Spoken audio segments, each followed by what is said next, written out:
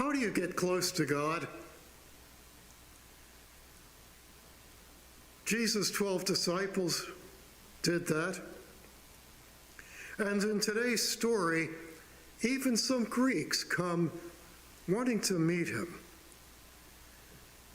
Today, people go on retreats. They make time for solitude, somehow commune with God. A friend of mine had a small cabin in the mountains of West Virginia, and he went there to commune.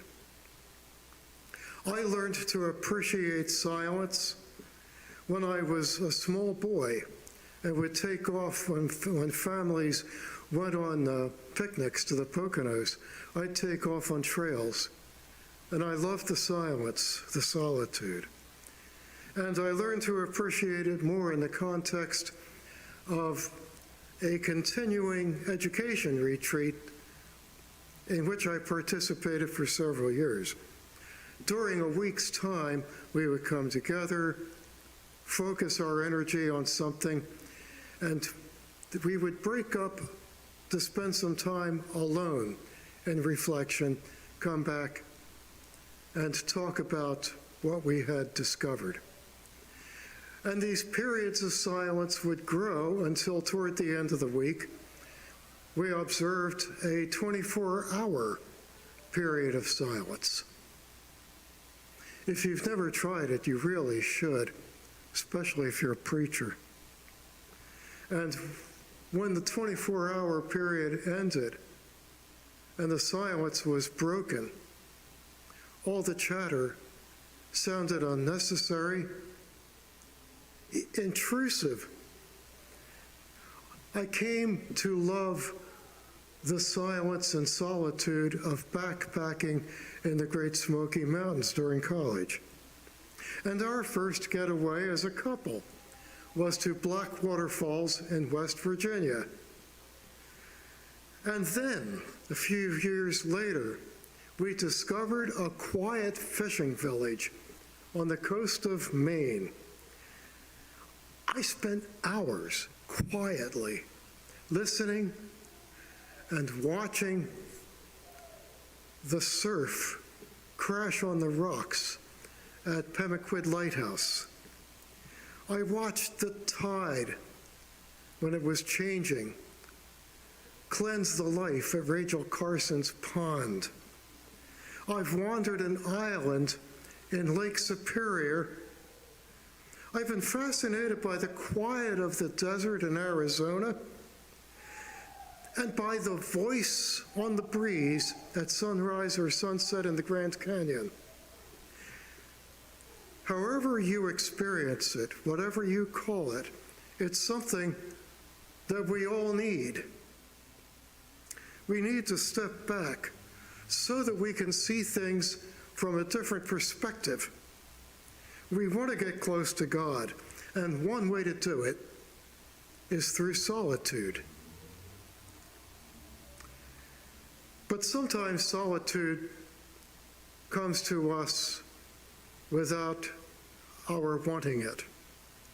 And it may or may not result in greater closeness to God. We find ourselves alone without wanting to be alone. Life is interrupted by a heart attack or some other life-threatening situation. And later we might look back and say, it's the best thing that ever happened to me. I woke up to God, to what's important. I'll never be the same again. I woke up to the reality of that shortness of life when suddenly I needed a six-way bypass. Faced with the reality that life has limits, I suddenly got a lot closer to God through the ministry of other people. Sometimes God seems very far away, removed. We stay at home, isolated from one another for the common good. And recently, we've begun to notice the in-person attendance, which for some folks causes the anxiety to rise as they wonder how the church will emerge post-pandemic. And that is a question that's being talked about in all of our church circles. You know, we're all part of the same church, participating in different ways. We have those who are comfortable coming to church, sitting somewhat close within the parameters of safety. And there are those who are not ready to do that for any variety of reasons. And so we see two congregations. One is in person, the other is virtual, which also is augmented by people who never came to church. Is that good or is that bad? We have two groups, all members in good standing, being the church in different ways.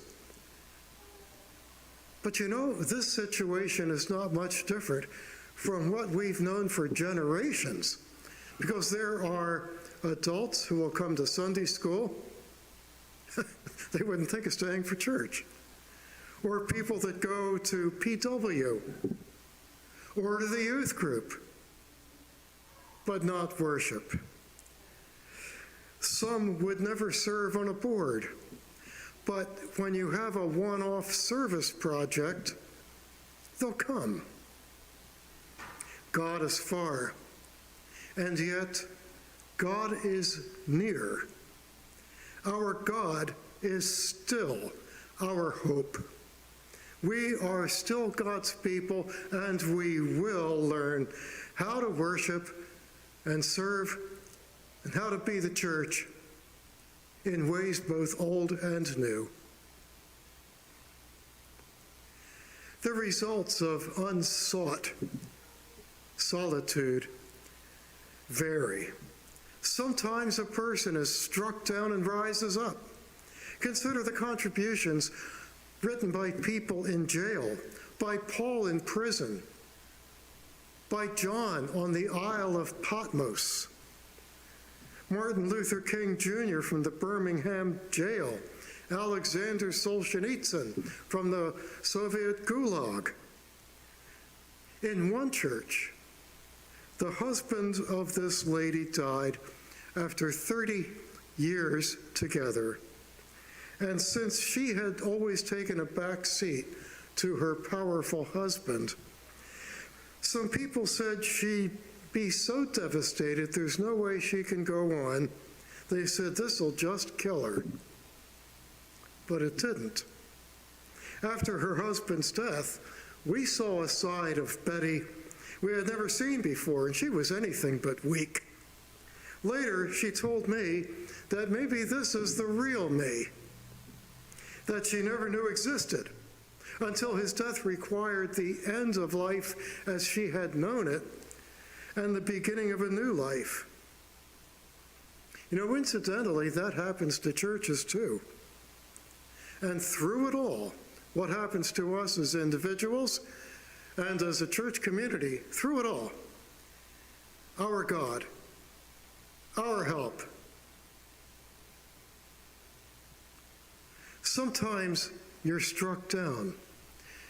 You lose a job, and with it, especially for men, you lose your self-identity.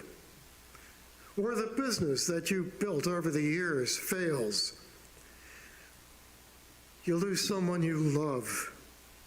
Now, your dark times could be the imprisonment of poverty, which is a direct result of unemployment. Your dark times could be following a divorce, just going through the process of divorce, or bereavement, or illness, the loss of health and energy. And you don't always see a happy ending, do you?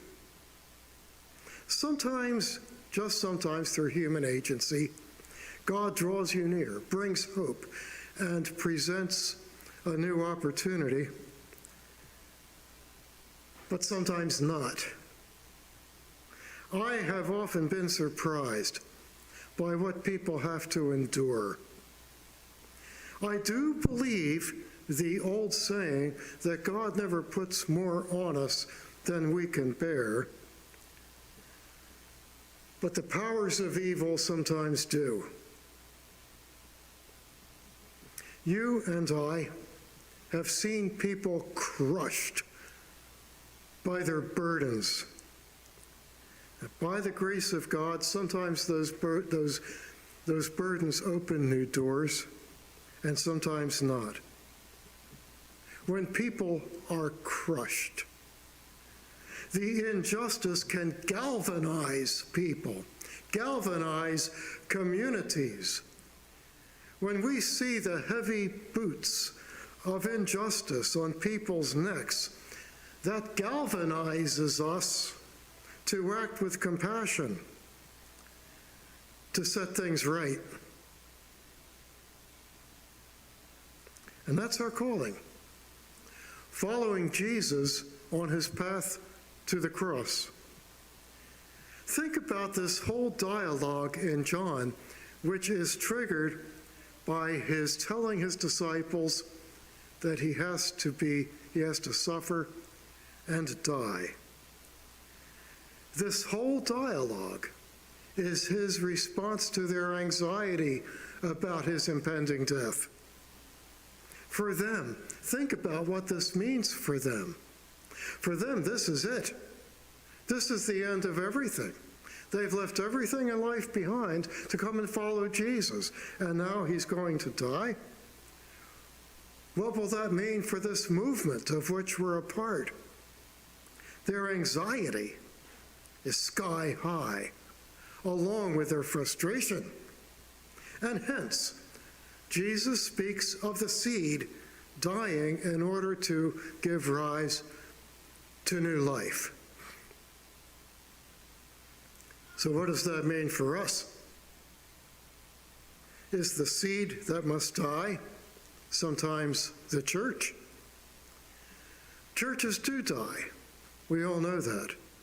And knowing that can cause our anxiety to spike out of fear.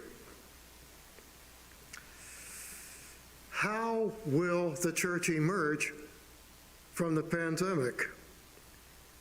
How will we carry on? That's what gnaws at people, just as it gnawed at disciples long ago.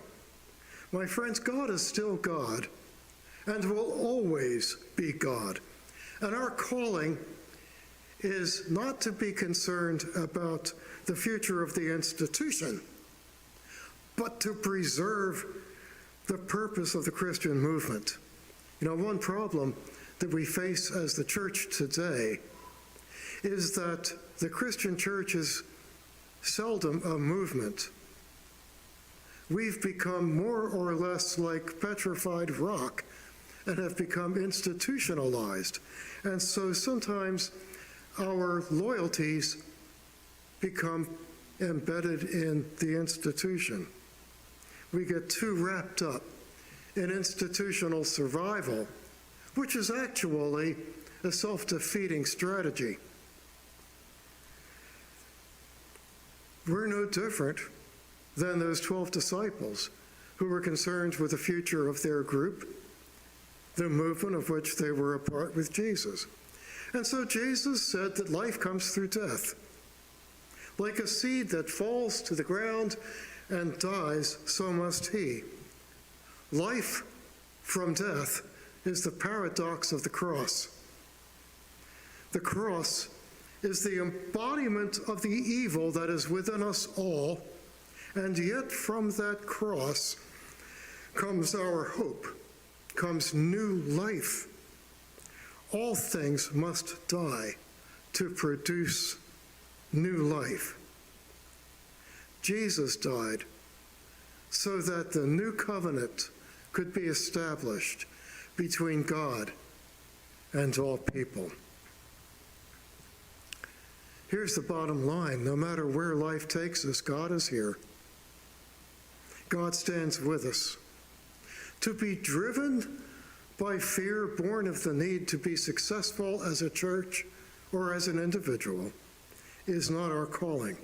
The church is called to bear witness to God's work in the world. All we need to focus on is the business of the church, transforming life and bearing witness to the inbreaking kingdom of God.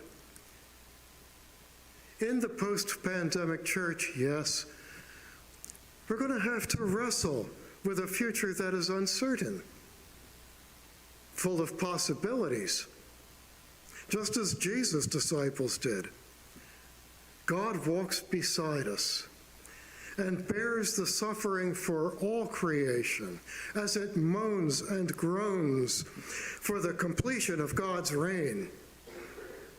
God chooses to share our suffering. In life and in death, we are not alone. Our God, our help, is among us wherever we are.